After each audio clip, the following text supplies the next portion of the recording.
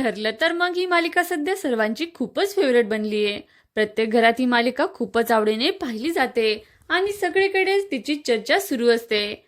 मालिकेत एकानंतर एक येणारे ट्विस्ट प्रेक्षकांना खूपच आवडत आहे आणि त्यामुळे ही मालिका सध्या टॉपला आहे.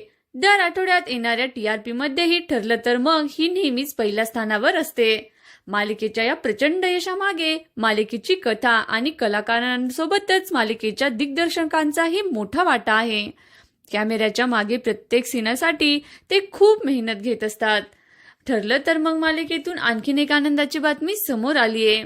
या मालिकेचे दिग्दर्शक सचिन गोखलेंचा विवाह सोहळा नुकताच थाटामाटात पार पडला.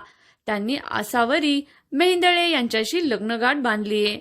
या दोघांनी आपल्या लग्नात मराठमोळा पारंपरिक लूक केला होता. ठरलं तर मग मालिकेतील सर्वच कलाकार या नवीन जोडप्याला लग्नासाठी भरभरून शुभेच्छा देत आहेत.